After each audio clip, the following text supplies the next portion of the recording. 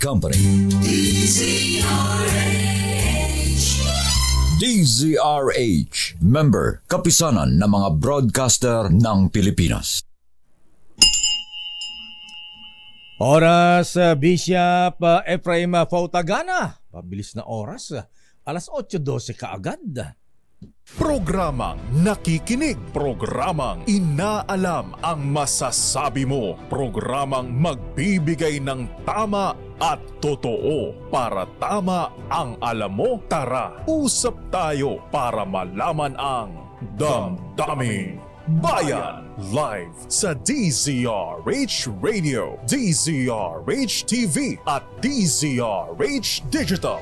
DZRH Damdaming Bayan. Kasama sina Lakay Deo Macalma at Sister L. Elaine Apit. DZRH Damdaming Bayan.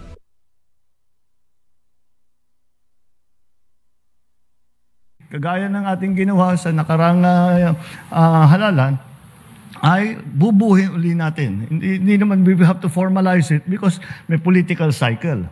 So bubuhin uli natin at formalize uli natin ang unity para naman pagka humaharap tayo sa ating mga kinabukasan, malalaman natin na tayo ay sabay-sabay, na nagtutulungan, tayo ay sabay-sabay, na kabalikat sa ating layunin na pagandahin ang Pilipinas, pagandahin ang buhay ng bawat Pilipino. Damdaming Bayan. Unity minus Vice President Inday Sara Duterte Carpio. Tignan mo nga naman ng politika, ano ha?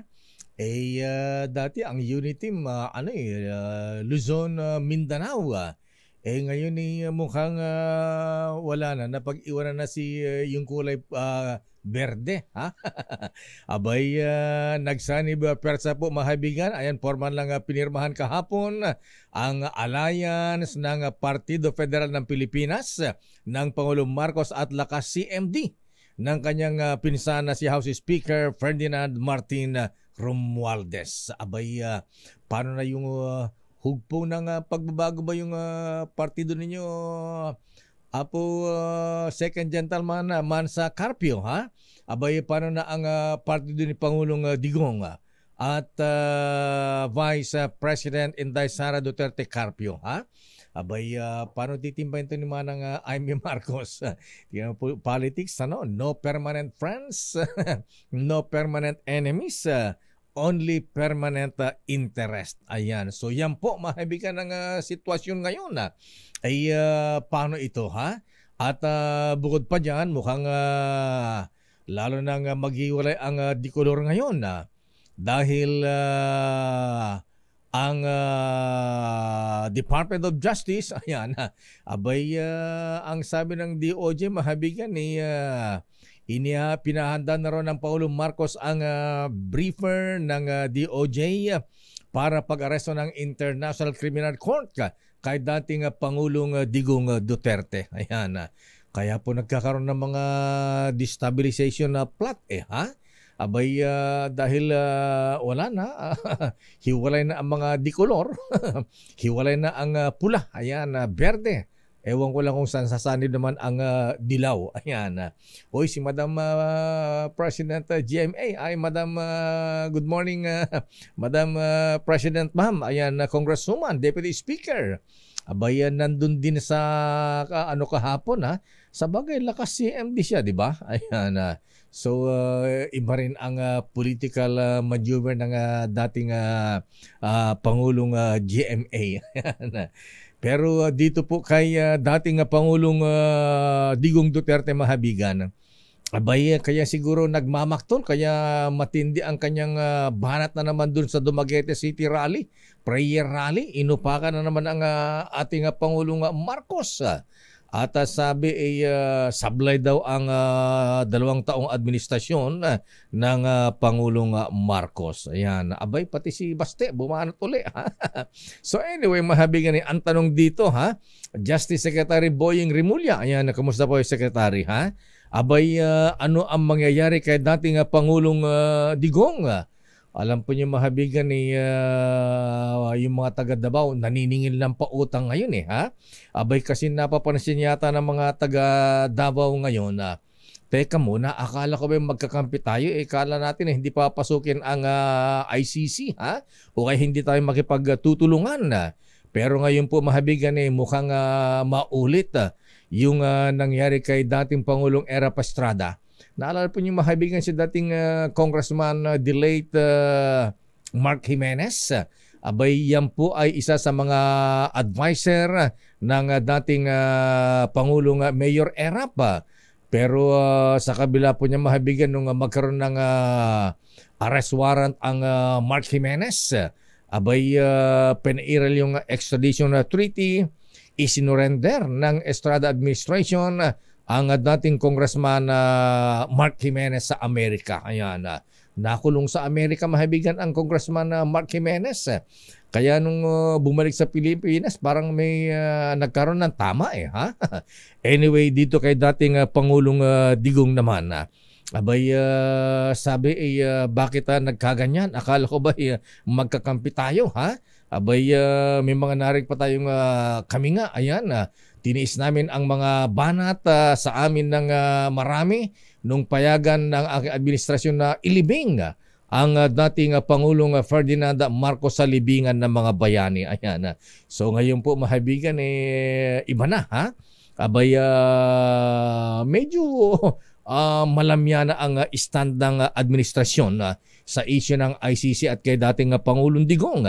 Dati abay hindi tayo makipagtulungan sa ICC. Ayan. Parang hindi isusurrender ang Digong sa ICC. Pero ngayon po mahabigan medyo nag-iiba. Malakas ba ang pressure kay dating kay Pangulong Bongbong mula sa international community ha? O talagang hiwalay na talaga ng landas. Ayan, dahil sa mga destabilization. Damdamin Malupit ha. So ayun yung mahabigan, marami tayong mga issue ngayon. Ay, good morning sa mga taga Lawag, Ilocos Norte. Abay, nabuyada po na kwa ha. Pinalubog po yung barko na made in China ha. Dito sa ilang araw na lamang. Abay, last 2 days dahil bukas matatapos na ang balikatan exercises ha. At doon po mahabigan nagpalipad na mga missile, mga rockets, ayan, ano pa ba ha? At pinalubog po yung barkong made in China. At nagkaroon ng mock invasion ha. Abay ayan, nakita niyo sa TV mahabigan sa RH-TV pinalubog ayan yung isang barko. Abay yung war games. Abay ang senaryo po mahabigan parang lulusob sa Pilipinas yung barko ha na made in China ha. Ayan, inupakan ng mga missile. Ayan, binomba hanggang sa lumubog po mahabigan ang barko. At yan ay pinanood po mahabigan of course, yan ay kasama sa balikatan exercises ng persa ng Amerika, Pilipinas at ilang persa ng Australia. At nanood naman dito ang 14 kinatawan ng 14 countries po mabigan. Yun lang. Lulupit ha. Ayan, kaya lang parang ang sarap manood po mabigan kaya lang pagka lumala ang sitwasyon, naku, yun ang malungkot dito ha. Secretary Gibo Teodoro na yung mga bigat. Apo Chief of Staff AFP Chief General Omet Browner ha. Abay, ano itong sinasabi naman ng China ha? Na meron daw recording ng usapan ng bagong model ng usapan sa West Philippine Sea. Abay, siguro wag na nating tignan yung sinasabing paglabag sa Privacy Act ha? Na in-record yung usapan kung meron man. Ang tanong dito sino yung kausap? Siguro yun ang dapat imbestigahan dahil marami na po mahabigan, may ilan-ilan ng mga opisyal din ng gobyerno ang nakipagsabuatan sa China. Ayan, ay siguro, yan ay huwag na nating kakasuhan ng China paglabag sa Privacy Act, ha? Data Privacy Act. Ang tanong dito, sino nakipag-usap? Kung totoo man yan, ayan, sino yung nakipag-usap dito sa Chinese ambassador? Ayan, may sinasabing General Carlos Bayan. Ayan. Anyway, siguro yan po ang maimbestigahan. Baka sa bagay, si Jel Brown na mismo ang nagsasabi na merong ilang mga kababayan natin ang parang nagtataksil na sa bayan at kumakampi na sa kalaban. Damdamin Bayan. Mahabigan na marami tayong issue ngayong tatalakayin. Ay nako, ito maganda ha. Itong maganda Tourism Secretary Frasco ha. Abay, ikaw ba, Justice Sam Martires, deboto ka sa anong imahe? Kasi iba, may Virgin Mary, Jesus Christ, may Saint Pio, mga ganyan. Abay, alam mo ba, Lord de Vera, ha?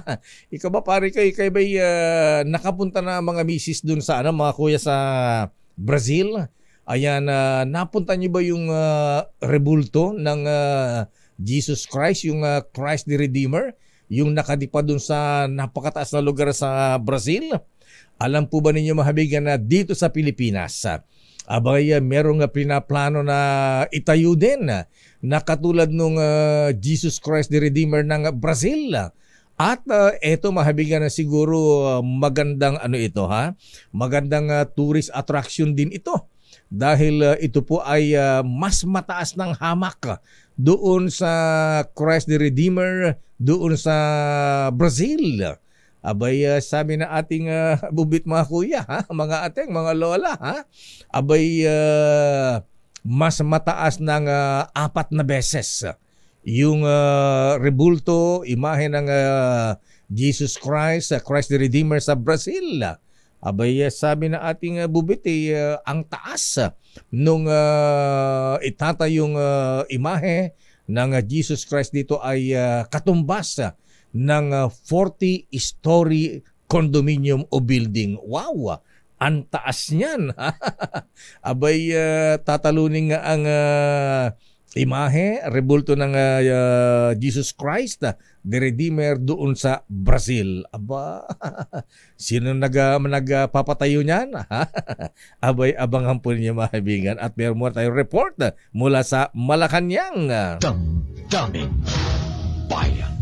Good morning, Asek Miko Clabano ng DOJ, ha?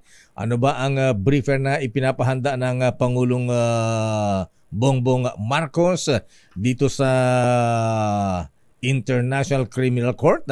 At yun daw posibilidad na muli tayong sumapi ang Pilipinas sa ICC. Ayan, pagka sumama tayo sa ICC, ganoon na nga. Yung may mga sasampa ng kaso sa International Criminal Court, kapag may paglabag, may guilty, ha? Di obligado tayong sumunod, isurrender. Pero ang tanong, isusurrender ba ang dating Pangulong Digong kapag may arrest warrant? At ang tanong pa rito, ha? Madam Vice President Kong Pulong, ha? Susurrender ba ng buhay ang dating Pangulong Digong Duterte? Damdamin Bayan. Pribadong sektor, inirekomenda kay Pangulong Bongbong Marcos ang pag-aangkat ng asukal. Akala ko ang Pangulong Marcos nagsalita na rin dun sa mga gold daw, ha? Na nakatago dyan sa Bangko Sentral ng Pilipinas. Talaga naman ang daming nagugoya, mahimingan. Alam mo, matagal lang kwento yan, ha? Yung gold daw. Ayan. Diyos ko, may mga hinimita pa mga lolo, mga lola dyan, ha? Galing Ilocos, Pangasinan, Aurora. Diyos ko po, mahabagin ha? Mamaya babalikan natin isang yan. Pero alam po yung hindi lang ganyan, Meron pa mga nagbebenta ng mga ID, ha? Na pagka-member ka doon ng ganitong organisasyon na identified siyempre sa Marcos family, ginagamit yung pangalan.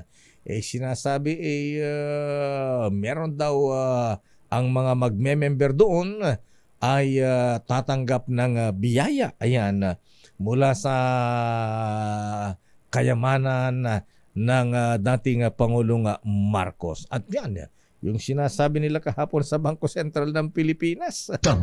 Daming bayan. Pero bakit mag-aangkat na asukal, Let? Ayan, kulang ba tayo ng supply na asukal? Agriculture Secretary Francisco Chu Laurel, bakit mag-aangkat na naman tayo? Wala na ba tayong produksyon ng asukal? Alamin natin ang report mula kay RS number 14. Let Narciso, please come in. Miss Let. Lakay, iniulat ng pribadong sektor kay Pangulong Ferdinand Marcos Jr. na nananatiling mababa ang produksyon ng asukal sa Pilipinas.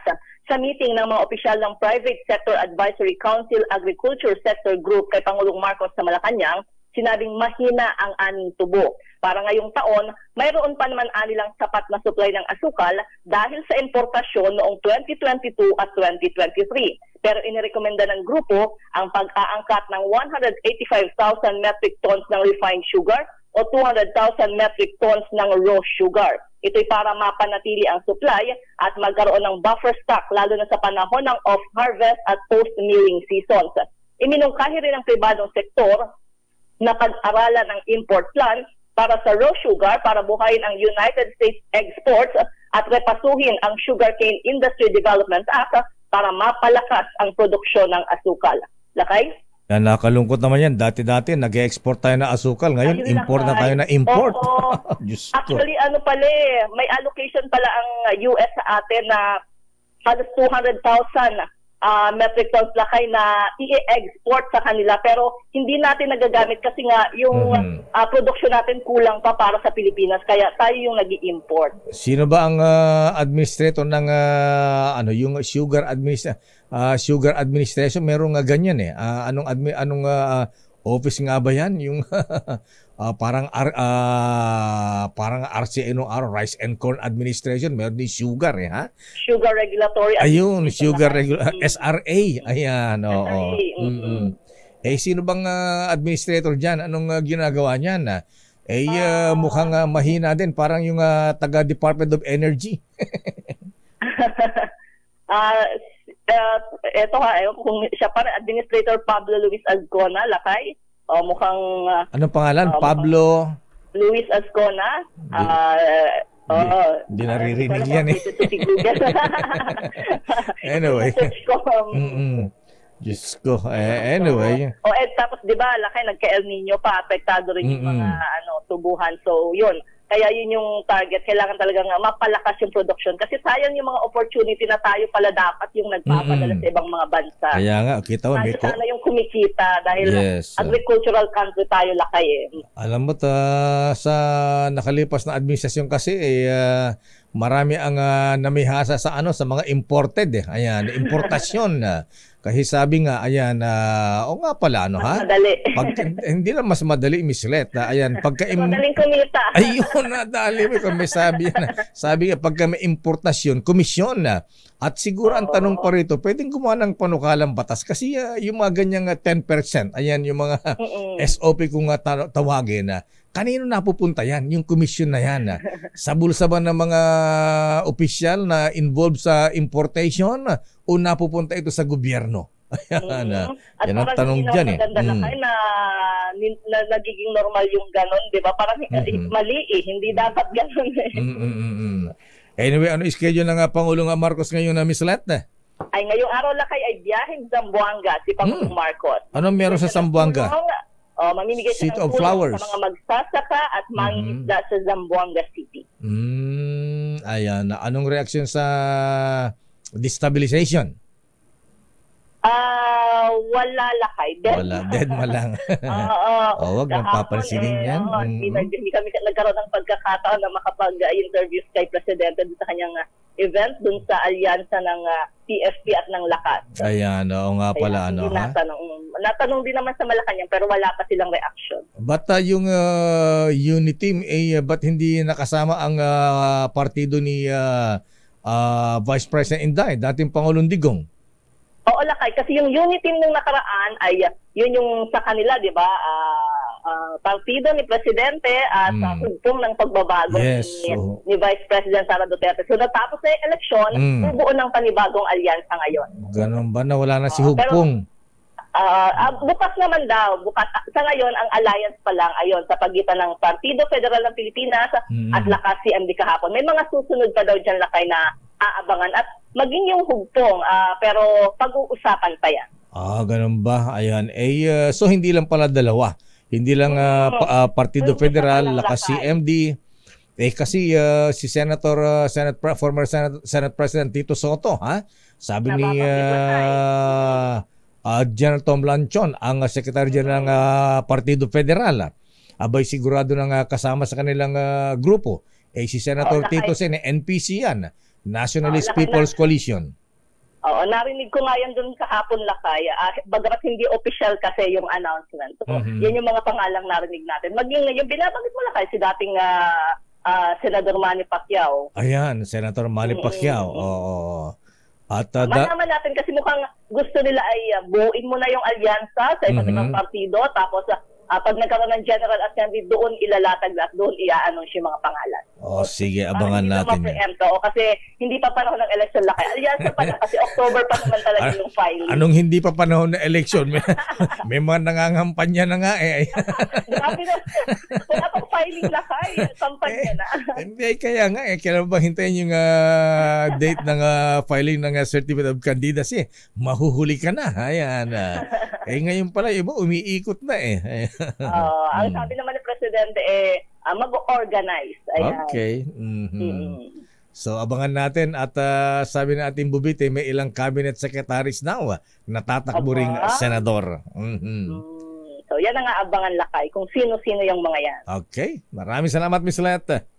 Good morning, dahil kuya sa'yo, Lakay. Damdamin Bayan. Maraming salamat, Miss Let. Naimbag bigat, Apo Pangulong Bonget. Ayan, kumusta, Apo, ha? At kay Little President, Executive Secretary Lucas Bersamin. Manong Johnny, ayan. Kumusta ka na, Manong? Ha? Gusto ko, happy ka, ha? Standby, Milky Rigunan. Ano ang latest sa Kamara de Representantes? Abay, sino ba ang mga babatahin patatakbo ni House Speaker Martin Romualdez bilang head ng Lakas CMD? Ayan, sino mga tatakbong mga senador dyan? At siyempre para sa mga birthday celebrants, nga pala, happy birthday Lola Narsing Imatong. Wow, 93 years old. Batang-bata si Lola, ha? Ayan, binabati ni Kuyang Andrew Imatong. At siyempre si Bossing Richard C. Bossing Richard, happy birthday. Binabati ka, ayan, from LA with love, June Soler. Aba, parang June, ha? Ayan, miss na miss mo si Mr. Richard C, ha? At siyempre si Attorney Arta Paras ng Commission on Appointments. Binabati ni Very Worshipful Attorney Lino Ong at Pasay City Chief Prosecutor Elmer Rillo. At happy birthday din kayo. Parang labog ng Kilusang Mayo 1, ha? Binabati ka ni Nick Elman at si Mr. Edlas at Arman Akinde ng Sogo Eurotel. Abay, siyempre dahil birthday celebration yan. Abay, kailangan meron tayong iniinom na Emperador Double Light. Alam niyo naman yan. Doble swabe mga brethren sa TM Kalaw Lads. Doble sarap. Doble ang tawanan at kasiyahan kasama ang barkada kapag may Emperador, di ba? Very worshipful Rio Gatasilo, congrats at Attorney very worshipful Juna Samaniego. Magaan na inuman. Easy lang yan with Emperador Double Light. Dahil doble swabe, doble sarap. Every moment, ang gaan with Emperador Double Light. Emperador Double Light, doble swabe, doble sarap. Damdamin Bayan. Oras, Chief Justice Alexander Jessa Mundo. O nga pala, Chief Justice, paano ba itong ICC kung hindi tayo member dito, ha? Pwede bang ang kampo ni dating Pangulong Digong humingi ng clarification sa sa Supreme Court? Ayan, may jurisdiction ba ang ICC sa atin? Ayan, hindi tayo member. Oras, ganap na alas 8:36. Oh! Anong oras na? Alamin natin kay Sister L. Oras, Sister L. It's 8:42. Ang bilis ng oras. Ayan, Lady in Black. Ba't ka naman naka-black ngayon, ha? Alam mo, favorite color ko. Ba, talaga. Good morning, Lakay. Good morning, Sister L. At good morning po sa lahat ng mga nanonood at nakikinig. Diyos marhay na aga. Ayan, kumusta si Gob? Ayan. Sino? At oh my God! At para po sa mga taga-barangay Pandayan, Mekawayan, Bulacan, abay lakasan niyo inyong radyo at andyan ang ating Nino ng Bayan, Sherwin Alfaro, ha? Ayan, ready na ba? Nandyan siya Lakay sa may Meralco Village, Barangay Pandayan, Mekawayan, Bulacan. Kaya naman sa mga nakikinig, sugod na po kayo. Ready na ba siya, Lotto King? Ha? Ay, lakasan Nino? para ang mga radyo. Hindi pala wala yung speakering, pa. Ayan, lakasan nyo po ang inyong mga radyo at baka po kayo'y mahuli. Mabibigyan po kayo ng pera. Ayan, 1,000 pesos lang naman. Meron pang vitamin E at vitamin R. At may grocery pala. Grocery items at t-shirt. Ayan. Pero bago yan, alamin nga natin ang latest mula sa Kamara de Representantes. Abay, nagsalita na si Congress Diputado Marcos, si Sandro Marcos, ha? Si Congressman Pulong Duterte hindi nagsasalita. Oo nga, wala Ay, Kong, kaya kumusta ka na dyan? Ha? Ayan. Baka sa social media maglabas ng statement. Ganun ba? Oo, naku, mainit na, ha? Alam mo yan ang... Wala kaya mainit na. Summer na summer. Hindi, actually, lumalamig na ang panahon. Kahapon, makulimlim na. Pero kagabi lang kayo na-observe ko rin. Parang yung temperature medyo bumaba yung... Akala ko nung hapon uulan di umulan dito. Pero bandang Mandalo yung Quezon City yata umulan. Pero ang Kongreso naghahanda na. Ayan, para sa 2025 midterm election manang Milky. Para sa budget season at dagdag na alokasyon sa Armed Forces of the Philippines. Abay, priority daw ayon kay Congressman Saldico. Aba, ilang bilyon ba ang ilalaan sa budget ng AFP manang Milky? At bibili na ba tayo ng mga fighter jets? Ayan. Bubuhayin ba yung Blue Diamond noon nung panahon ng dating Pangulong Ferdinand Edralina Marcos? Ayan, yung mga barko ba natin hindi na tik-tik kalawang? Bibili ba tayo ng Patriots missile? Mga modernized equipments. Oo nga, sa bagay, sa mga kalapit natin bansa, tayo lang yata ang walang mga magandang fighter jets, ha? hindi masyadong high-tech. Oo, at saka barko natin, ayan. Aris number 12 man ang Milky Rigunan, please come in. Milky. Lakay, Sister L, naghahanda na nga ang Kamara, Lakay, pero hindi sa midterm elections para sa budget season. Kasama na dyan kasama si Speaker dun sa pirmahan ng alliance ng Partido Federal at saka Lakas CMD. Lakas. At aasahan pa daw Lakay ang alyansa sa iba pang mga partido politikal habang nalalapit ang 2025 midterm elections. Pero ang pinaghahandaan ngayon ng Kamara, Lakay, at Sister L yung budget season o paglalatag at pagkimay sa panukalang pambansang budget para sa 2025. Ayon kay Bicol Party List Representative Saldico, ang chairman ng House Committee on Appropriations, sinimula na nila ang pagpapatawag sa iba't ibang ahensya ng gobyerno. Ito ay kahit inaasahang darating sa Kamara ang 2025 National Expenditure Program sa araw o bagong State of the Nation Address ni Pangulong Bongbong Marcos sa Hulyo. Paliwanag ko, mahalagang makausap na nila ang mga ahensya para ma-check ang disbursement rate o kung magkano ba ang nagastos na mula sa inilaang pondo sa mga ito sa ilalim naman ng 2024 national budget. Sabi ni Ko, makabubuting malaman nila kung ano-ano ang kailangan na matanggapan para maisaayos at maiparating na sa Department of Budget and Management. Kinumpirma ni Ko na isa sa mga tututukan sa budget season ay ang pagpapalakas sa Armed Forces of the Philippines dahil nga sa usapin ng West Philippine Sea. Dagdag pa ni Congressman Ko, may doon na itong pondo sa ilalim ng 2024 national budget pero kulang pa rin kaya kailangan maglagay ng alokasyon dahil marami pang mga kailangan. Para sa kauna-una sa Pilipinas. Ilki, magkano ilalaan na budget? Wala pa Lakay, may budget briefing ang mga concerned government agencies. Of course, ipapatawag dito Department of National Defense at the Department of Budget and Management.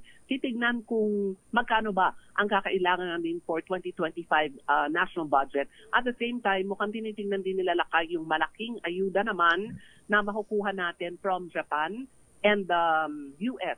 Matapos naman ang trilateral meeting ni na Pangulong Bongbong Marcos, US President Joe Biden at ang Pangulo o Prime Minister ng Japan. Okay, maraming salamat Manang Milky. Magandang umaga Lakay, Sister L. Para sa kauna-una sa Pilipinas, DZRH, ako si Neil Gregonan. Tuloy-tuloy sa pagbabalita, tuloy-tuloy sa serbisyo, sama-sama tayo, Pilipino. Damdamin Bayan. Maraming salamat Manang Milky mula sa Kamara at alamin na natin kung nasaan abay ang ating ninong ng bayan. Siya po ay nandyan sa may Meralco alam po yan Meralco Village dyan sa may Kawayan Bulacan. Abay taga dyan si si Father Elmer Pinili. Ayan pero karamihan dyan mga nakatira dyan Sister L. Mga empleyado ng Meralco. Ayan, oo. Kaya ba Meralco? Kaya Meralco Village yan. Pero alam mo, ang ganda sana ng boses mo kung hindi ka off mic ka. Sorry na. May nanalo na pala Lakay agad-agad. Siguro nung narinig niya ang in-announce natin, baka naglagay ng speaker. Alamin natin dahil andyan ang Santa Claus ng bayan, Ninong Sherwin sa may Barangay Pandayan, may Kawayan, Bulacan, sa ating DZRH Malakas Promo. Dahil 85 taon na ang kauna-unahan sa Pilipinas at ang MBC mas gumanda na, mas pinalakas at mas pinalawak pa ang pamimigay ng ating papremyo.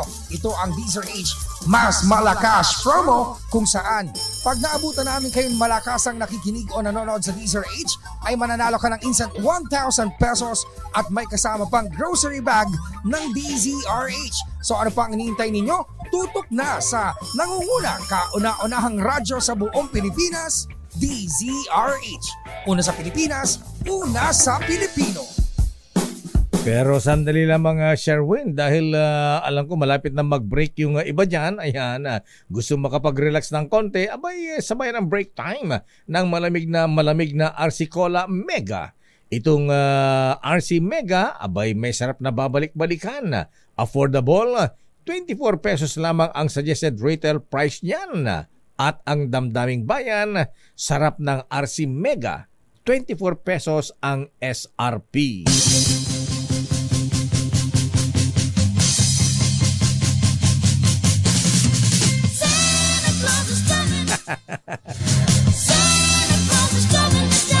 Merry Christmas! Merry Christmas!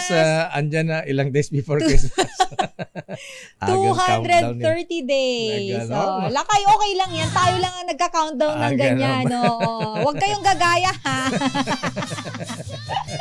Kaya muna sa countdown rin, dami naggayahan Anyway, alamin natin ang pamaskong handog ni Ninong Sherwin Alfaro dyan sa may Kawayan, Bulacan. Sherwin, sino ang bibigyan mo ng aginaldo ngayon dyan? Lakay, kanina pala nadala kami doon sa Meralco Village. Pero ang nakita natin na nakikinig dito ay St. Michael Homeowners Association dito sa SMHA. Taga dito yan Lakay sa Real Street. Yan, Real. Nako, akala ko yung pinapakita ko sementeryo. Walang hiya ka talaga. Akala ko RIP yan Akala ko rest in peace na yan. Grabe. May marker kasi sa kanto na bahay nila Lakay. Street marker yon. Akala ko rin kanina may nakapaon ditong pusa. Yung pala street sign. Dito sa bahay na to Lakay. Ito, ang lakas-lakas ng radyo. Ang lakas sa kanto ka pa lang. Dinig na dinig mo na yung DZRH. May echo pa. Nag-e-echo. Nasa kalsada ka pa lang Sumipita ng Mitsubishi. Ayan Salikot ng Mitsubishi. Lumayo-layo ka na lang. Talagang nilabas yung radyo para marinig mo Pero Ito talaga nakikinig si Tatay, pangalan niyo po? Jose Barreto po. Si Tatay Joe. Tatay Joe. Barreto, ba? Taga dito sa St. Michael Subdivision, Barangay Pandayan. Kaninang umaga, napakinggan na pala niya yung pagparoon ng DZRH dito sa kanilang lugar sa Barangay Pandayan. Opo, napakinggan ko sa DZRH kaninang umaga. Nasa Kailon. Bumabiyahe ako. Galing ako na Central Bank eh. Pero magaling pa dyan sa atin sa Pasay. Kumuha ng ginto. Kumalik sa may Kawayan. Lumarinig na dito tayo sa Pandayan ni Kawayan. Nasa loob ko nga kayo. Tinanong nyo nga ako kung saan yung bahay ko. Pero kasi pagkatanong natin sa kanya kung talagang nakikinig sa DZRH, ang sagot mo kanina, Tatay. Nakikinig ako ng DZRH simula kay Angelo Palmonet. Si Kong maganda umaga. Pilipinas. Lakay, Deo Makalma. Manong Joe, good morning. Bigyan ka agad ng premyo si Kuya. Ayan. Hindi lang ikaw ang nakikinig, Tatay, no? Pati ang iyong misis. Asa si misis? Halika po. Ayan, no? Mga listener natin. Ang libangan tuwing umaga ay makinig ng radyo. Opo. Kasi ma'am, anong oras kayo gigising dala? Ay, 4 o'clock po, gising na kami. Aga. Kaya ako ni Palmores po. Naalala ka bukas na kagad kay Angelo Palmores po lang. Pero ngayon, ang pinakikinggan natin ng programang Damdaming Bayan, kayo ba'y taga-subaybay nila kay Deo Makalma? Opo. Ayan siya. Number 1 siya at siyempre kasama nila pagkagandang si Sister El. Ayun, lopo, Manong Joe. Bigyan ka agad ng aguinaldo at vitamins, Sherwin. Maganda si Mami, guwapo si Daddy, bibigyan natin sila ng dagdag pampaganda at pampapogi. Meron kayong DZRH t-shirt. Ayun, t-shirt, tigisa sila. At Daddy, dahil alam namin kailangan mo ng vitamins sa araw-araw. Ito yung iinumin yung 3 kutsarita. Para kami sa mga barkada. Vitamin E. Salamat. At para naman kay Mami, para maging glowing ka, Mami, tuwing merienda time, huwag kakalimutan ng vitamin RC. Ayun! Salamat, Speciares. Teka, may kulang pa yung grocery items. May kulang pa. At syempre, meron din grocery bag. Yan ang bigat. Wala sa DZRH. Maraming salamat, DZRH. Kay Deo Makalma, maraming salamat. Wala pong anuman na Kuya Joe Barreto. Thank you po sa pakikinig. Kaya pala maganda lalaki at saka sa maganda si ate. Mukhang lahi ito ng mga Barreto. Ayan. Gretchen Barreto. Mga artistahin. Natawa si ate. Si ate, kahawig ni Claudine Barreto. may talagang kamukha niya talaga lakay. Personal. Okay. Maraming salamat po sa pamilya Barreto. Ayan naman ng Kuya Joe at si Mrs. Barreto. Magandang umaga po sa inyo dyan sa May Kawayan, Bulacan. Pinapati ko po yung pamilya ko rito sa May Kawayan, sa Pandayan. Pandayan. Maraming salamat. Congratulations. Kaya naman sa mga nais manalo ng 1,000 pesos, lagi lang tumutok sa DZRH Mas Malakas promo. Ours number 6, Sherwin Bata Alfaro. Tuloy-tuloy sa pagbabalita, tuloy-tuloy sa serbisyo. Sama-sama tayo, Pilipino! Christmas time in the field. Ayan, Pasko na sa May Kawayan, Bulacan. At yan ang ating DZRH Malakas Aguinaldo promo mula kay Ninong Sherwin Alfaro. Sister L. Alas 9 na. Alam niyo po, hindi po ako mahilig makichismis. Ang pinapakinggan ko lang pong chismis ay yung kay Deo Makalma. Kung wala si Deo Makalma, kulang ang almusal ko.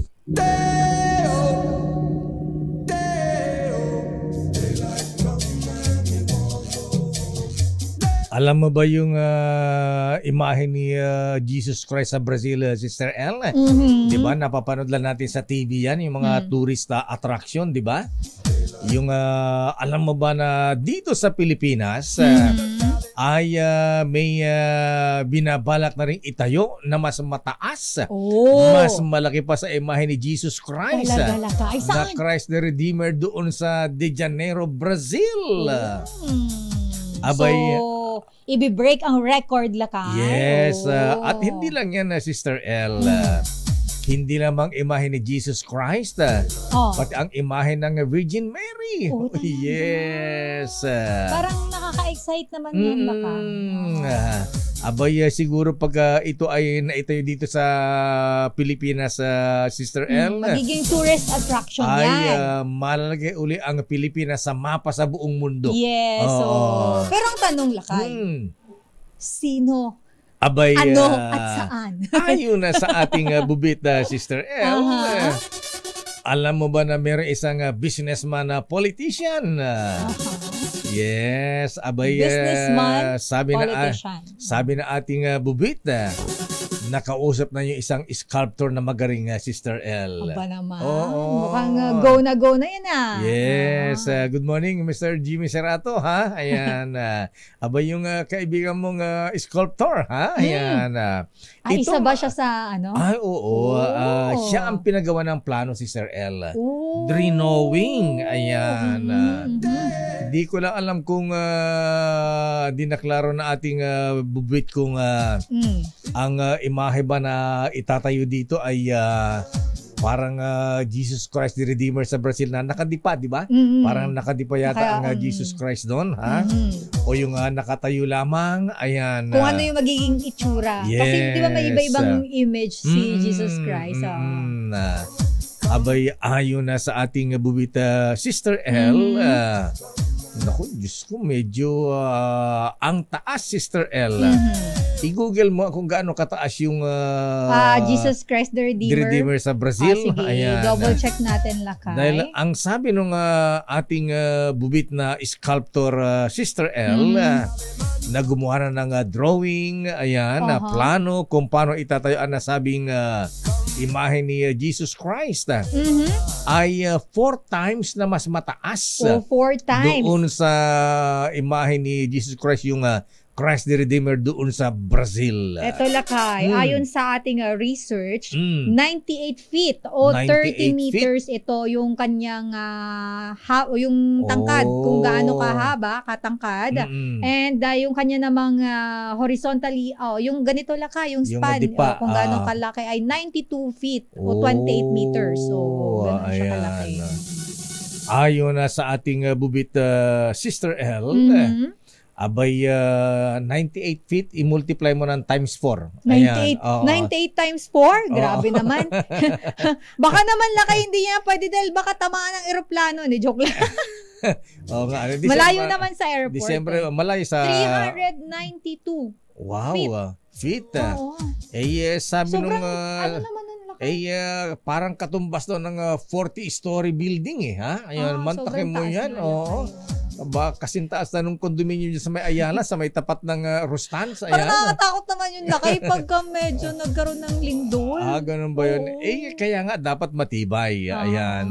Kaya nga gagastusan ng ilang naku, ang pondo, Lakay, na allotted ni businessman. Mukhang abot yata ng abot ba ng 1 billion ito or ilang daang milyon ito, ha? At ayon na sa ating bubita, Sister L, aba yung kinausap na sculptor dito sa Pilipinas, sabi niya, bossing, boss, sabi niya, plano lang ako, di ko kaya itayo yan. At alam mo ba kung sino na ang kinausap? Isang Korean construction company, Sister L, ang kinausap ni businessman politician para itayo ang nasabing imahe ni Jesus Christ. Wow! Ang taas. At hindi lang yan. Ang tagal palang gagawin ito, Sister L. Ilang taon, Lakay? 5 years in the making. Wow! At 5 years. Kung ganun yung kataas, talagang kailangan ng maraming mahaba-habang panahon para maitayo. Tsaka para matibay. Kailangan earthquake proof yan. Yes, dapat sumasayaw yan, Lakay. Parang Taipei 101, ano? Kailangan medyo pagka may alog, kailangan sasabay. Magsusway. Ayan. Naku, makita image ni Jesus Christ, nagsusway. Syokot ka talaga nun, Lakay. Tsaka paano yung, Lakay, kung nandun ka sa vicinity nun? Syempre, kailangan mo tumakbo na napakalayo. Tsaka, nga pala, bossing Jimmy Serato, ha? Sino ba yung kaibigan mong sculptor? Anong pangalan na nga ba nito, ha? Ayan, Ayon na sa ating bubit Sister L, ang tanong pa dito Sister L, ito kaya ay susuportahan ng Department of Tourism dahil sigurado dadagsain to ng mga turista. Ayan, turista. Pagka naitayo ang nasabing imahe ni Jesus Christ na kasintaas ng 40-story building. Grabe. Lakay yung pagtayo ba daw niyan ay may magkahiwalay yung area? Kasi Virgin Mary and Jesus Christ. Pala, magkahiwalay. Okay. Yung imahe naman ni Virgin Mary ay may taas na 40 feet. Ayan, 40 feet.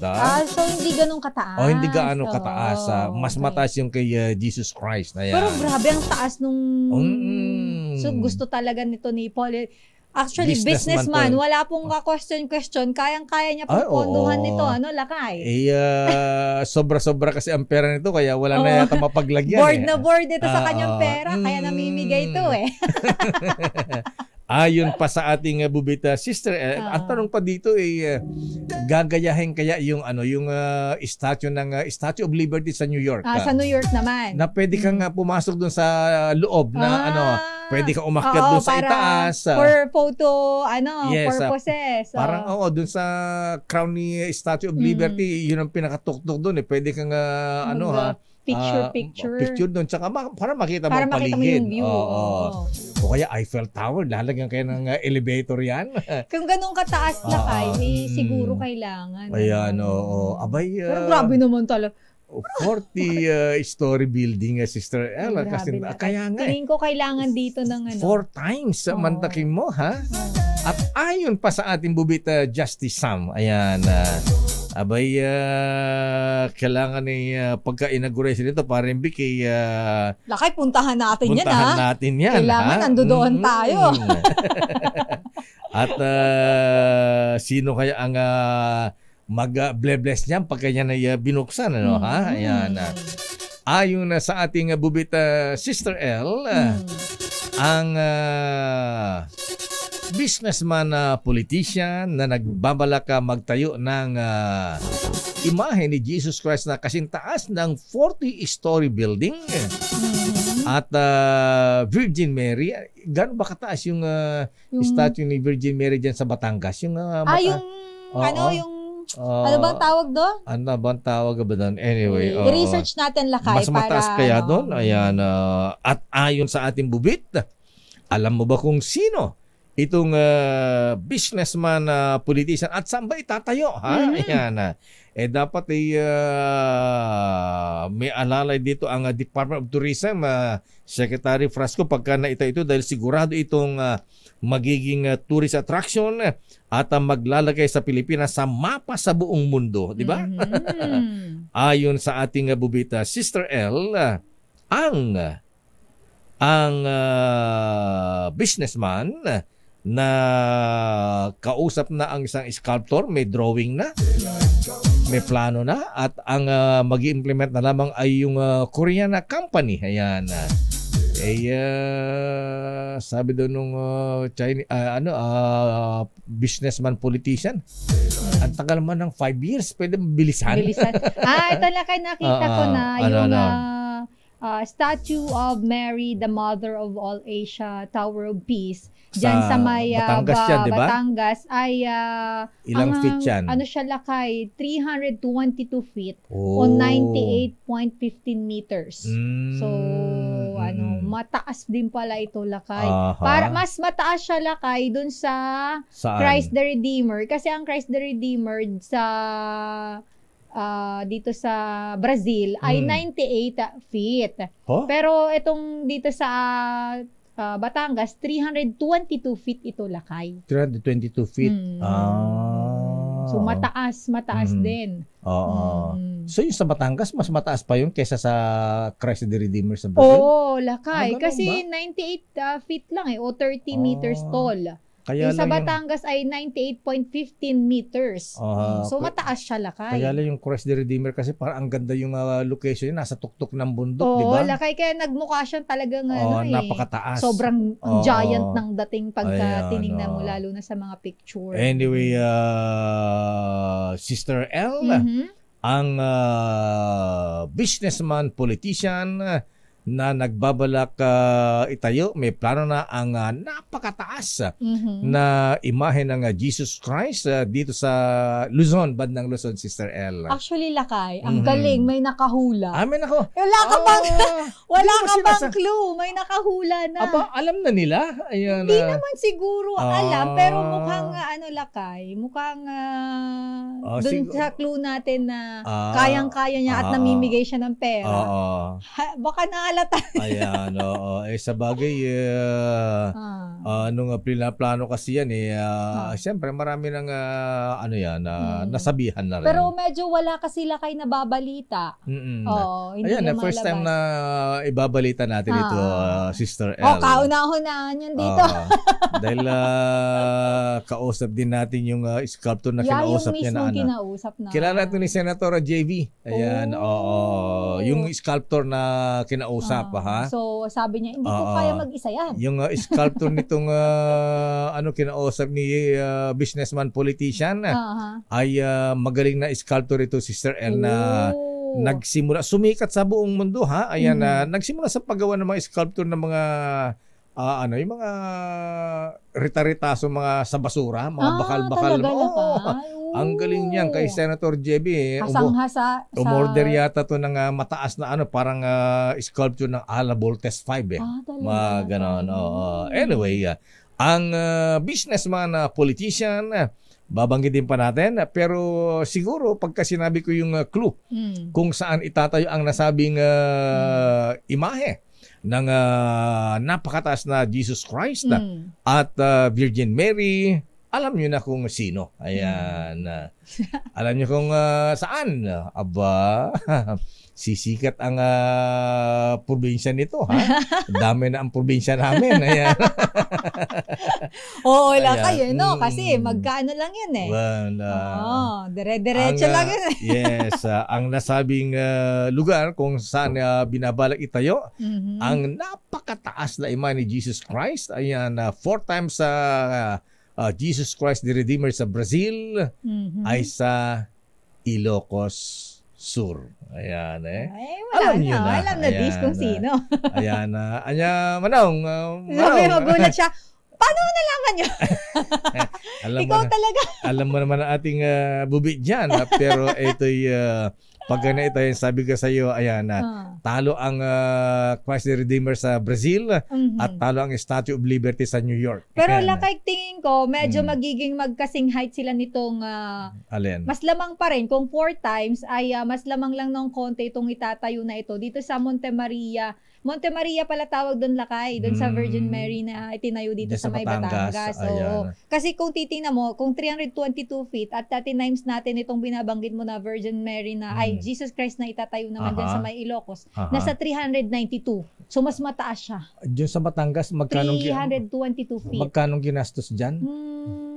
I-research natin mamaya, Lakay, kung magkano. Kasi mukhang ang taas din pala nito, Lakay. Sandali lang. Daming bayan. Ayan, so abangan po natin yung mahabigan kung 2024, 5 years in the making. 2028? 2028? Ayan, hindi 2029, mga ayan, gano'n. Ayan, 2029 ba? Pero gusto niya. Gusto niya nauna. Sabi niya, partasan nyo ano yung partasan? Partasan nyo bilisan nyo Ang tagal naman ng 5 years. Alamin muna tayo, report mula sa Senado. Nako, si Senador Risa Hontiveros, mainit dun sa Mayora, dun sa Bamban Tarlac, ha? Oo nga. Nakita mo ba lakay si... Diyos ko, wala bang record ito sa COMELEC? Walang background kung saan siya nag-aral, saan siya ipinanganak. Ang sinabi ni Senator Risa ay dubious daw ang personality. Ay, di ba napaka-basic yan pag magpa-file ka ng certificate of candidacy. Sa biodata mo lang. Resume. Lakay, biodata talaga. Resume. Kaya curriculum vitae. CV na ngayon. CV na ngayon. Alang tsaka, ang tanong dyan, paano nanalong to? Paano nanalong mayor to? Alam mo ba, Lakay, tinisto ko yung Facebook ni Mayora. May kamukha siya yung si Barbie Sue. Kilala mo si Barbie Sue? Ganun ba yung Korean Garden, yung actress. Tsaka paano nanalo yun? Hindi na kilala, hindi naman yata taga doon. Si Go. Si Mayora Alice Goo. Alice Goo. Ayan, oo. Grabe, binili ang Bamban. Hindi naman siguro.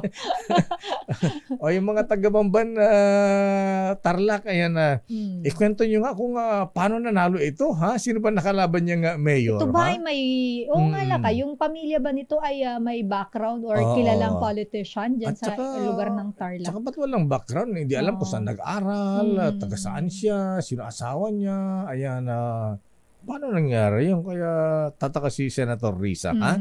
Pero hindi yan ang report ni si Senator Risa pa rin. Ang Philippine National Police, baka pa daw, naku, patay tayo dyan. Malaking hamon to sa PNP, General Romel Marbil. Baka daw maunahan pa ng Amerika sa pag-aresto kay Pastor Apollo Kibuloy, ayon kay Senator Risa Hontiveros. Bakit? Andito na ba ang mga taga-FBI? Andito na ba ang mga police dog of the world? Amerika iba kung umasta parang police dog of the world alang ha?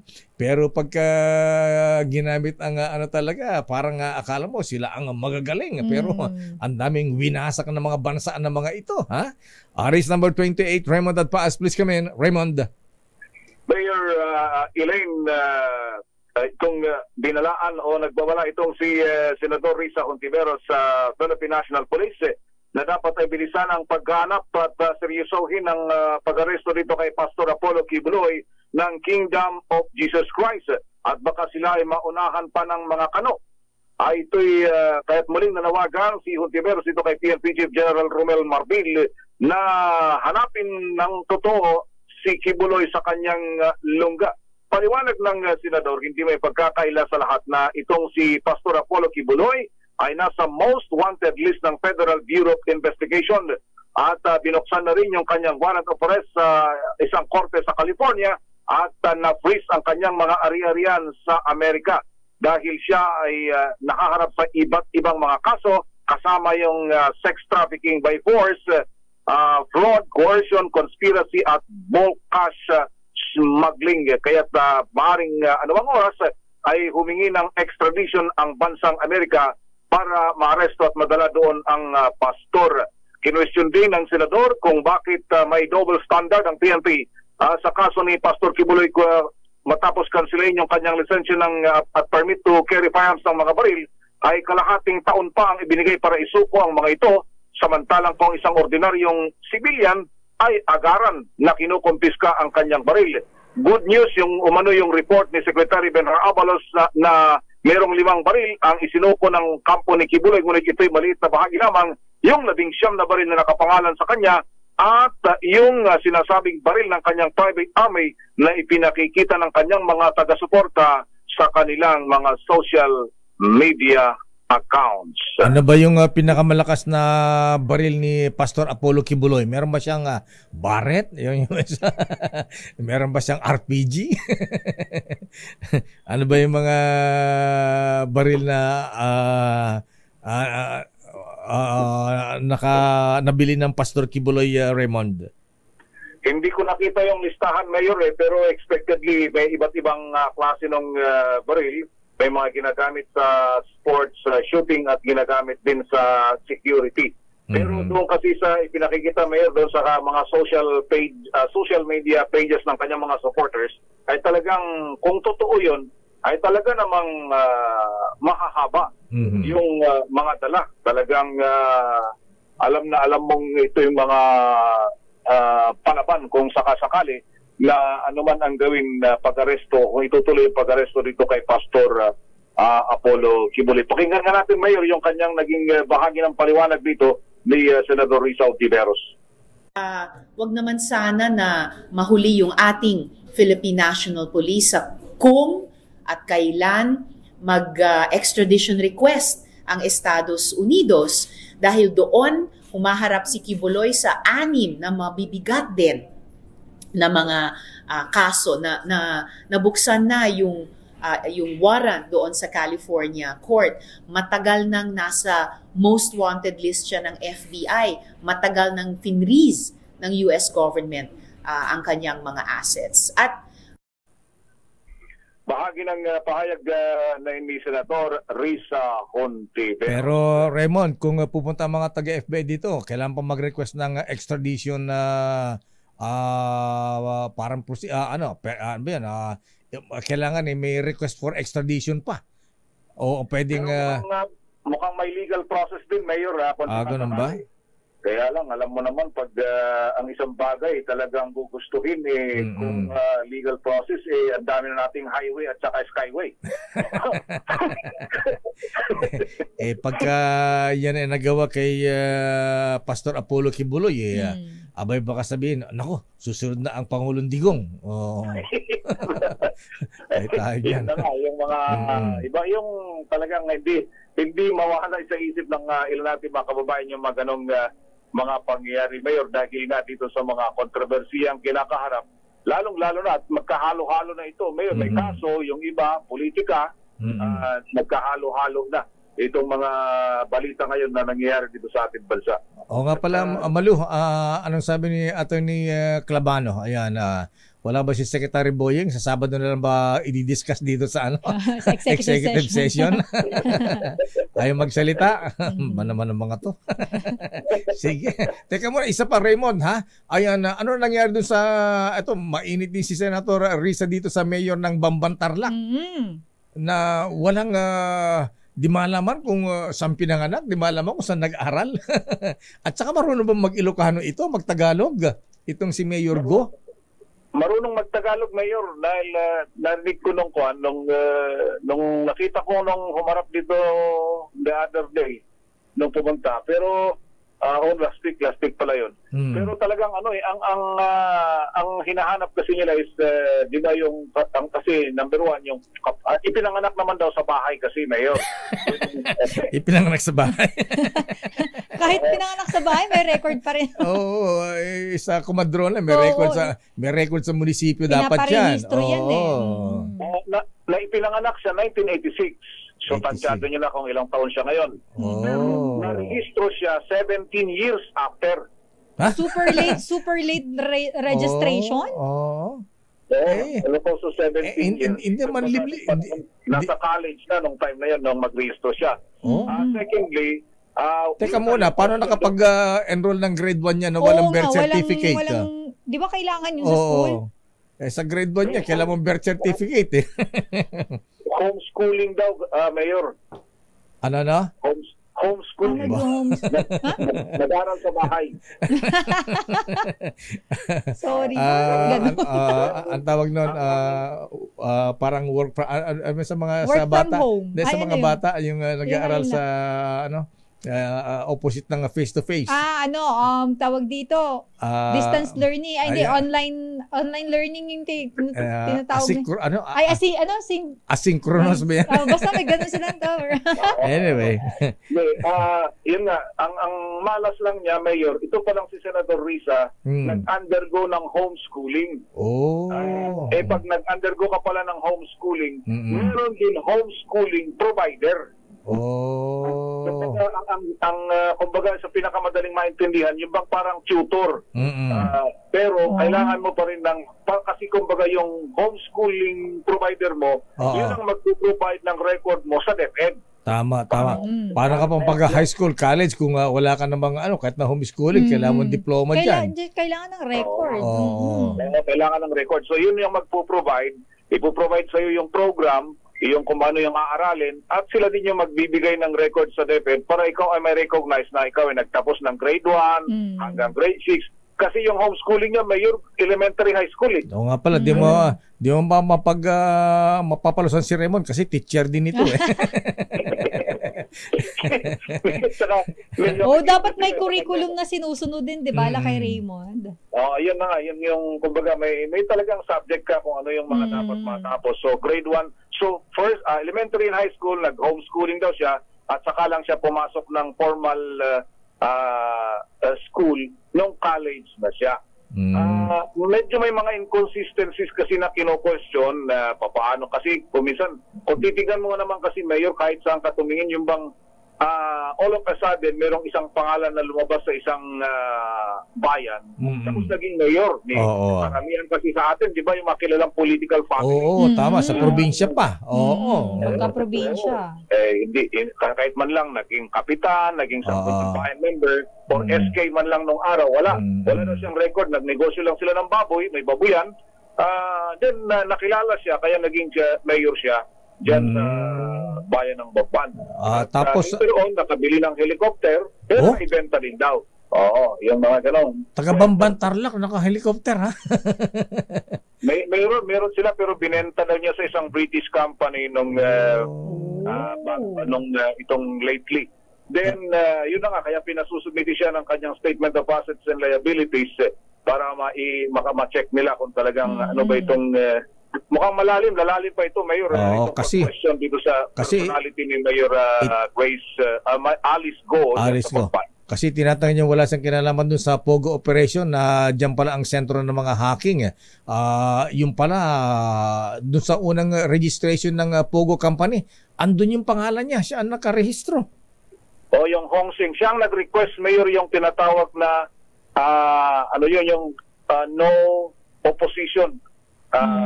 No opposition lono ang tawag nila, hindi ko lang makita dito yung eksaktong term yun. Lono, kumbaga siya ang humingi ng doon sa council ng Bamban na hindi na i-oppose yung itatayong Pogo doon. Parang gano'n. Siya yung nag-request. Pero itinatanggi niya na siya yun. Pero nandun sa dokumento, Mayor, nakita dito sa hearing. Ando yung pangalan niya?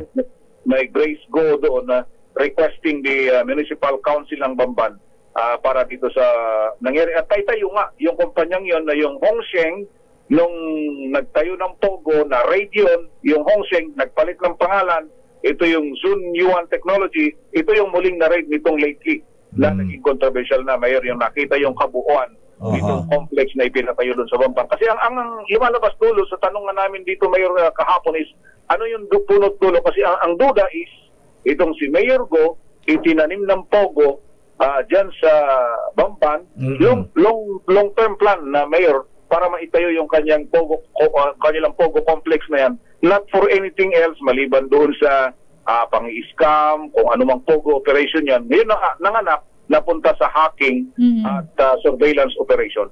Spy operations pala. Center of Spy Operations, hacking. Ang problema ngayon dito, Mayor, ang duda is, ang tanong is, siya lang ba? Baka naman sa ibang lugar meron na din. Ayun, sabi ng ating gupit ang dami ng mga Pogo operation sa White Plains. Valle Verde, ayan. Dito sa tabi ng Villamor Air Base, ayan. Mga military camps, Diyos ko. Baka natutulog tayo sa pansitan, ha? Ayan. Nagkalat daw pala, Mayor, yan. Baka mamaya meron na rin sa paligid ng Malacanang. Patay tayo dyan. Ang hina na intel natin. Sa bagay, sabi ng mga nakausap natin nasa intel nire-report namin yan pero walang action sa taas Ayan. Yun yung masaklap. Anyway, sige. Maraming salamat, Teacher Raymond. Wala sa, by the way, banggitin ko rin, Mayor at Elaine, na alas 10 ngayong umaga, tuloy yung hearing sa Subcommittee on Constitutional Amendment, Senator Sani Angara, tungkol naman doon sa ipinupus na resolution of both houses number 6 para sa constitutional change na nakatutok sa economic provisions ng ating saligang batas, mga kinatawan daw ng mga advertising and media companies yung haharap mamayang alas 10 na umaga. Hindi ko pa nakita yung listahan kung mayroong manggagaling sa atin sa company, sa MBC or sa kapisanan ng mga broadcaster ng Pilipinas. Mula sa Senado para sa kauna-unahan sa Pilipinas, DZRH, ito si Raymond De Paz.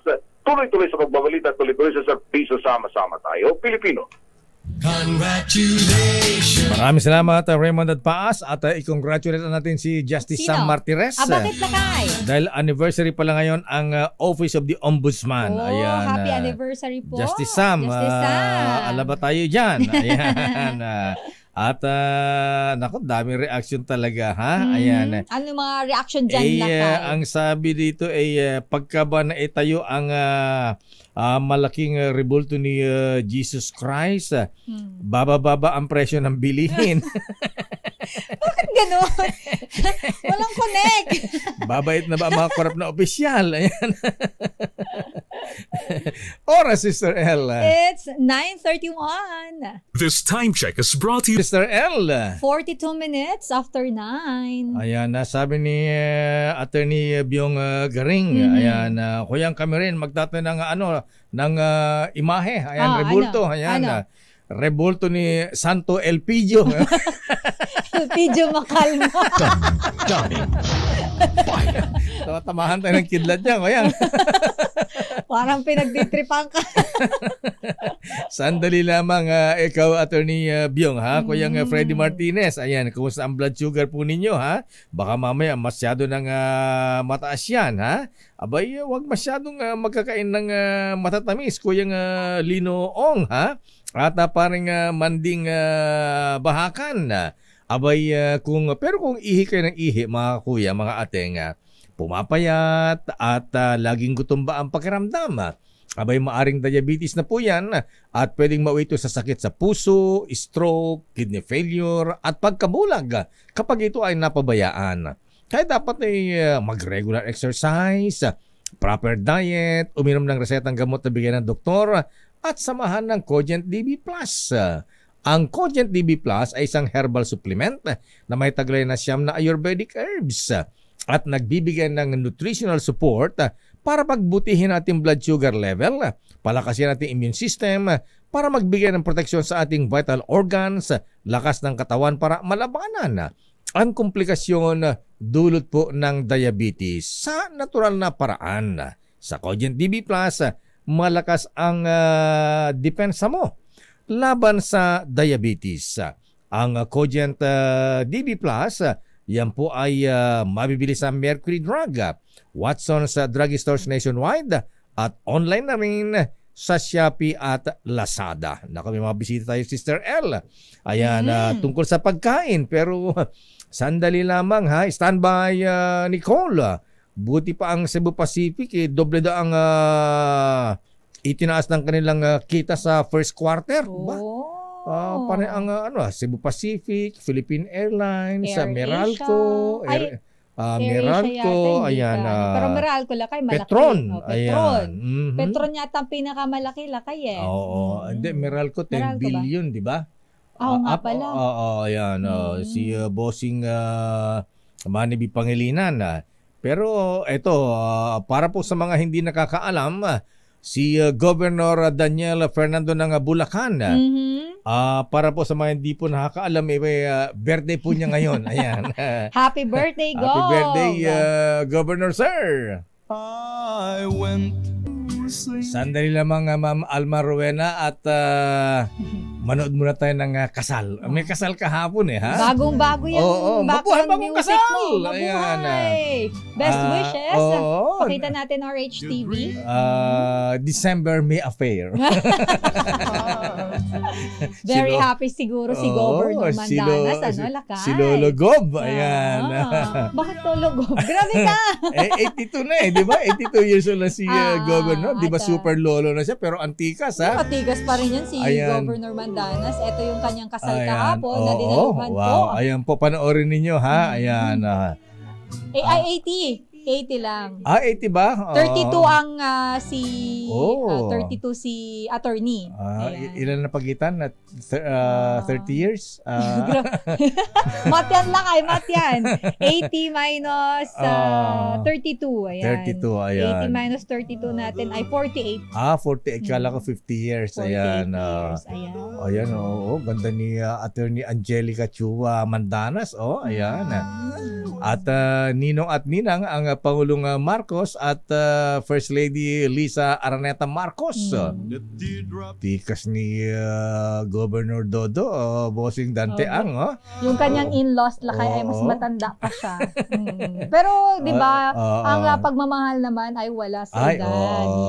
Yes. Kaya naman best wishes. Age doesn't matter. Yes. So, wala namang pinipiling edad ang pagmamahal. Mag-aabot din yan.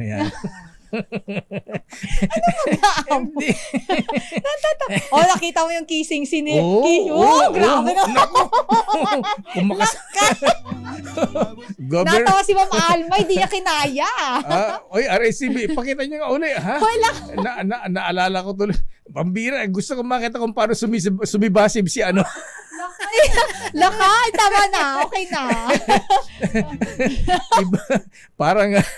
Parang hindi nakahalik ng ilang taon si Governor Mandanas. Ayan. Ikaw naman lakay. Siyempre.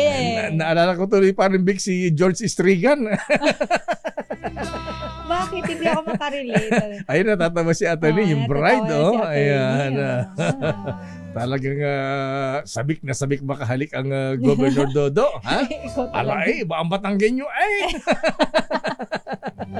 Ayan ang Pangulong Marcos at First Lady. Ayan. Saan ba ang kasal? Saang lugar yan? Saan ba ginawanap yung kasal ni Governor? Iba ito exclusive kasi Opus Dei pala itong si Governor Dodo. Anyway, best wishes. Happy wedding, Governor Dodo. Ha? At Attorney Angelica Chua Mandanas. Ayan.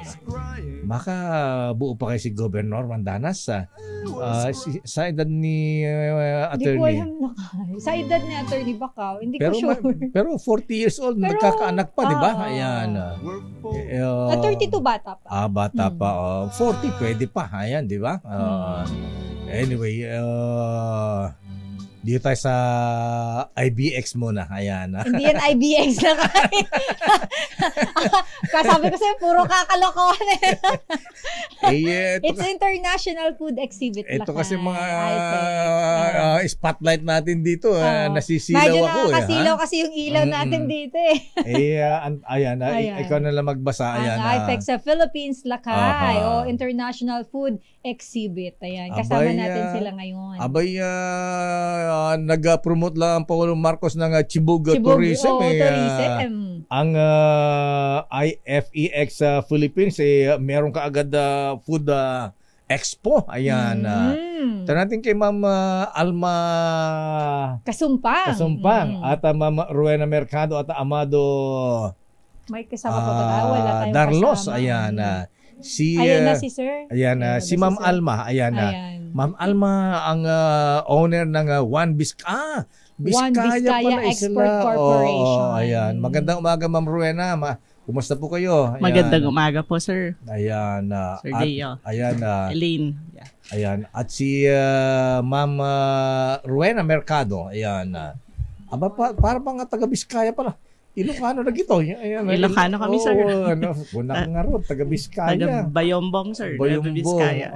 Ay, Ma'am Rowena, good morning. Magabigat. At itong si Bossing Amado Jarlos, General Manager ng puro Vizcaya din. Ayan. Batanggenyo siya, sir. Batanggenyo ba? Batanggenyo po, sir. Batanggenyo. Pero from One Vizcaya Export. Kaya ka pala na-late kasi umattend ka pa yata ng kasal ni Governor Dodo Mandanas. Invited ako, sir, pero di na ako pupunta. Anyway, Ma'am Alma Kasumpang, ayan, ano ba itong food expo na inilolons niyo ngayon? tamang-tama dun sa Chibug Tourism na inilunsad ng Pangulong Marcos. Yes sir, tamang-tama po ito para sa mga mag-showcase ng kanilang mga products po. Ito po ay gaganapin from May 10 to 12. Ito ay biggest international food exhibition sa buong Pilipinas po.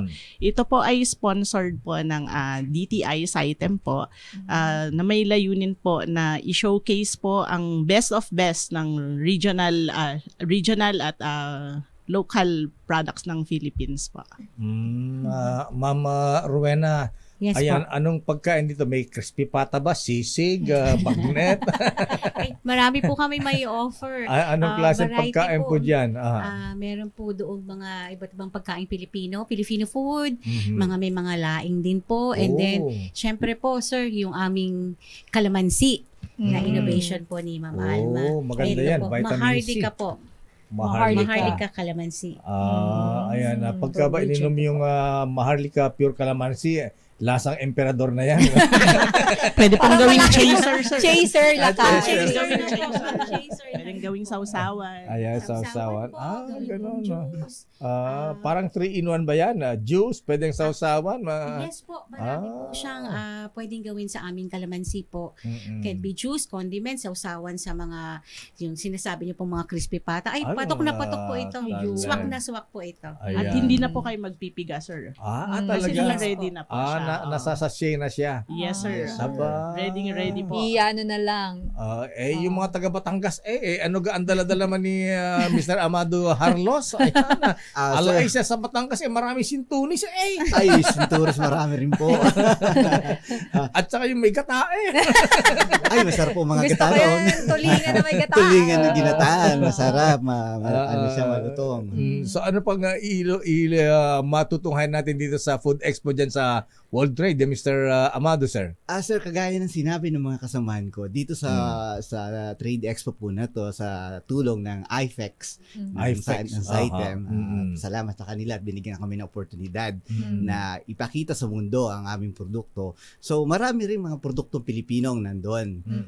Iba-ibang klase, mga innovation, kagaya nung may mga nanalo ng Kata Awards. Actually, isa kami sa mga nanalo noon, ang kalamansi, dahil sa inobasyon na ginawa ni Alma, ni Alma Kasumpang. Si Ma'am Alma pala ang may creation ng chemist po ba kayo? Ayan. Food technologies po, sir. Food technologies. Yung sustainability ng supply at saka yung pagiging Pilipino ng produkto. Pag sinabi mo kasing kalamansi, ang masasabi lahat ng mga tao, Pinoy na produkto yan. Ayan. Ito, mini lemon. Yes. Mini lemon. Pinasosyal mo yung kalamansi lang. Ayan. So, paano mo create ito at kumusta ang benta natin sa market?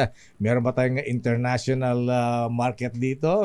Actually, Ini-export na ba natin? Ini-export na natin po since for 2 years na po natin ini-export po sa US po. Actually, hindi pa po kami nakakabenta sa Pilipinas po. Kasi nauna po sa US po. Ba't inunan niyo pa sa abroad? Siguro gusto kumita ng dollar ka Wala agad. po kasing kalamansi doon, sir. Kaso nakita namin na may demand po talaga sa Philippines kasi ang mga Pilipino po ayaw na din pong magpiga.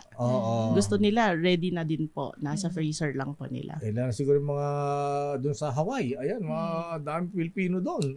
Sir. Kaya patok na patok po siya sa international market po. Ayan.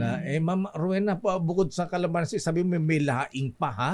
May mga laing na rin nasa sachet? Ganyan? Actually, meron naman pong i-offer ang IFEX na mga variety ng products po na Pilipino. Ano po tayo, proud po na maraming innovation po ang mga Pilipino. Isa na po dun yung kakaiba na po, kaya po nanalo ang kalamansi natin kasi po kakaiba po, wala na pong kailangan piga, na lang po, ilagay na lang sa tubig, presto, meron ka ng kalamansi. Hot kalamansi. So, yung powder pala na yun, pwede pala siyang itimpla, pwedeng juice, pwedeng sausawan. Yes. Actually, ma'am, this is liquid type po. Liquid type ito. Kalamansi, parang kapag nag-squeeze talaga ng Kalamansi. Natural. May powder kasi kaming tinimpla kahapon. Iba pa ba yun? Ay, iba pa po. Iba pa po. So concentrated na siya. Apo, as in real extract po. So ang One Vizcaya Export Corporation po, ang inyo po talagang kumbaga ang inyo pong main product ay kalamansi. Kalamansi at mayroon din po kami mga steam bananas. Oh, Apo, for US po. Saging na saba. Opo, saging na saba. Pero more on export po tayo ng magano ngayon. Dito po sa atin, sa local market, saan mayroon na po ba tayong mga product? Wala kayong balak magdala kay Aling Puring. Oo nga, baka si Aling Puring. Bukas ang tindahan. Susubukan pa natin. Susubukan pa natin. And dun po sa IFEX, may mga 1,000 exhibitors po na mag-showcase po ng kanilang mga product na i-represent yung kanilang mga regions po. So ito po ay fully supported ng DTI sa pangunguna po ng SITEM. Dahil 3 days exhibition pala ito. So ano ang asahan natin na Mr. Amado Harlos, sir, at imbitahan niyo yung mga listeners natin para pumunta diyan na bumili at gusto maging distributor ba? Mga ganyan? Support local dapat. Iniimbitahan po namin kayo na lahat po ng nakikinig at nanonood sa atin, iniimbitahan po namin kayo na pumunta sa event ng IFEX. Gaganapin ito ngayong May 10 hanggang 12. Dito makikita nyo ang iba't ibang produkto na gawa ng mga Pilipino. Yung iba binibenta rin sa local, yung iba nasa export. Makikita mo rito yung mga pagkain or mga produktong gawang Pilipino na saan itangkilikin natin. Ayan. Ang owner, One Vizcaya Export Corporation na Ma'am Alma. Ayan, sige, imbitahan niyo ating mga listeners. Sa ating mga listeners na gusto ng makakita ng mga kakaibang mga product na bagong innovation po sa market, inaanyayahan po namin kayong dumalo from May 10 to 12 sa World Trade Center po, and may mga foreign buyers din po na pupunta. So it's an opportunity po sa market ng Pilipinas na makapag-create ng ganitong event po para ma-showcase yung mga Filipino products. Ayan, po. Kung may mga foreign customers na dyan ang export manager natin, si Ma'am Rowena Mercado, ha? Ayan, ano ang target natin mga bansa? Actually po, marami po tayong inimbitahan galing sa ibang bansa sa pamamagitan po ng SITEM and DTI Philippines. Mga 500 to 600 po na mga delegates po ang pupunta ngayon sa atin para bisitahin at suportahan po ang mga pagkain Pilipino. Ayan. Bukas pala ito ay imbitado ang Pangulong Marcos at siya ang nag-launch na ng Chibug Tourism. Yes, sir. Dapat siya ang pure kalamansi. Maharlika. Kaya pala Maharlika. Ayaw ni First Lady ng ganyan. Royalty. It's a royalty product. Royalty product ng Philippines. Kaya Maharlika. Kaya Maharlika. Baka may kasamang ginto na nakatago sa Central Bank.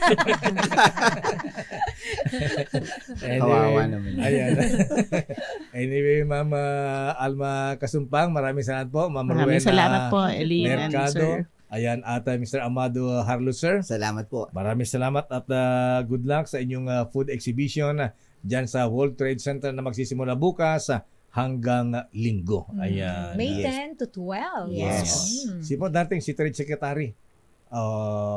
Sino po mga government, Trade Secretary Pascual. Ayan. Okay. Sige po, congrats and good luck sa inyong thank you po. Salamat po sa pag-imbita. Exhibit. Thank you very much. Salamat Thank you po. Ayan. So, yan. Paulaking ginagawa mga misis. Ayan. Punta kayo dyan sa World Trade Center. At pagkatapos mo sa World Trade, punta kayo dito sa Star City kung mainitan kayo. Kung gusto nyo pong magchubibo. Ayan. Bukas po ang Star City hanggang alas 10 ng gabi. Ayan. Oras, Sister L. Alas 10 na, lakay. Diyos ko, bilis na oras. Kasi doon si Goberno. Grabe kayo sa mga comment, natatawa ako. Lakay, meron dito, Ilocano, baka mamaya pang. Ano sabi? Hindi ko lang sure ano meaning. Sabi, kasla nagsultop ti bisukol sir. Lakay, sabi. Para na sumipsip ng kuhol. Sabi nga rito, Lakay, grabe makasipsip si Mano. Parang suso daw. Sabi ni Rex Cayano sa bungero, ito sabi nga broodcock. Ayan, parang broodcock si Gob. Ayan. Sabi ni Kuya Amanto, aba kakaiba talaga aring aming gobernador. Manang-mana sabi ni Noble Jun sa Manyaga, akala ko si Dick Israel Ayan, wala si Dick Israel kay George Istriga na Kuyang June. Ayan, sabi ni Bishop Ephraim Fotagana, ayan, iba ang kanyang reaksyon. What a romantic scene. Wow. Pacheck nga. Parang may namoy ako kasing parang may namoy ka ba, Lakay?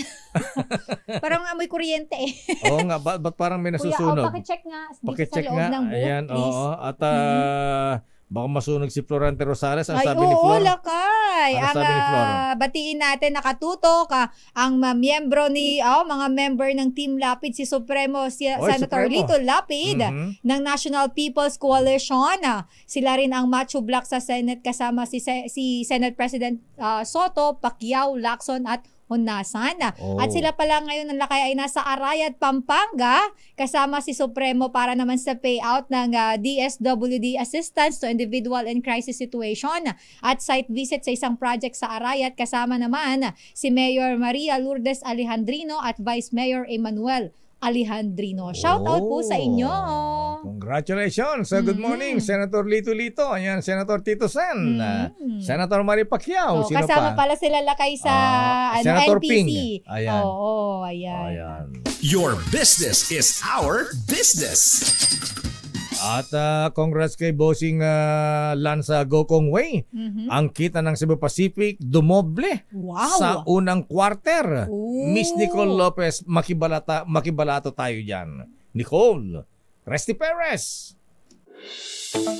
Lumobo ang kita ng Cebu Pacific sa unang quarter ng 2024. Iniulat ng Cebu Pacific na mga Gokong Wei na tumaas ang kanilang net earnings sa 2.24 billion pesos mula sa 1.08 billion pesos sa kaparehong period noong 2023. Ayon sa Cebu Pacific, higit doble ang kinita nila sa unang quarter ng taon dahil sa malakas na demand sa travel. Tinukoy ng airlines ang mga nagsiuwi ang bakasyonista matapos ang Christmas holidays, Easter holidays at mga namamasyal sa iba't ibang lugar sa bansa. Bukod sa domestic destinations, nagbunga na rin ang mga investment ng SEBPAC sa magpapalawak ng kanilang flights sa Southeast Asia. Matatandaan na inumpisahan ng SEBPAC ang Manila, Danang, Vietnam flights noong Disyembre na kumumpleto sa lahat ng biyahe nila sa nasabing bansa, kabilang na ang Hanoi at Ho Chi Minh. Sabi ng Cebu Pacific, tumaas ng 25% ang passenger revenues nila sa 18 bilyong piso nang maglipad sila ng 5.5 milyong pasahero sa unang 3 buwan ng taon.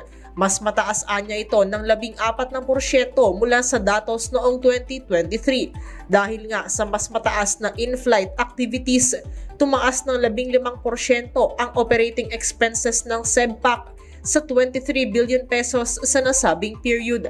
Ayon kay Cebu Pacific Chief Financial Officer Mark Cesar, may 35 domestic at 24 na international destinations ang kanilang airlines. Ngayong taon, target anya ng SEBPAC na maglaan ng 50 bilyong piso para sa kanilang capital expenditures, kung saan mayorya nito'y ilalaan sa delivery ng bago nilang aircraft. Oras na dumating ang mga bago nilang eroplano, aabot na sa 72 ang aircraft ng Cebu Pacific. Samantala, humina ang palitan ng piso kontra dolyar sa 57 pesos and 38 centavos kada US dollar, habang naitala sa $83.58 ang halaga ng kada bariles ng Brent crude sa pandaigdigang merkado. At yan ang ating balita sa mundo ng negosyo. Your business is our business. Mula sa kauna-unahan sa Pilipinas, DZRH, ito si Nicole Lopez. Tuloy-tuloy sa pagbabalita, tuloy-tuloy sa serbisyo. Sama-sama tayo, Pilipino. Maraming salamat, Nicole. Ay, Gob Dodo. Hindi ko kinakaya yung pome.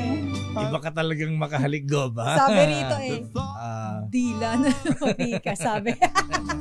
Ala, grabe kayo. Ibang makasim-makasim ang gobernador. At yan ang kabuhan natin palatuntunan damdamin bayan na si Deo Macalma. Sister El po, Elaine Apiti, habol ko lang lakay. Happy birthday kay City Administrator ng Malabon, si Dr. Alexander Rosete. Ayan, happy birthday po. Stay safe, everyone. Governor Daniel Fernando, happy birthday, bossing. Happy birthday, Gov. Operation Tulong susunod na Miss May Binauhan. Bye-bye. A smile, a vision.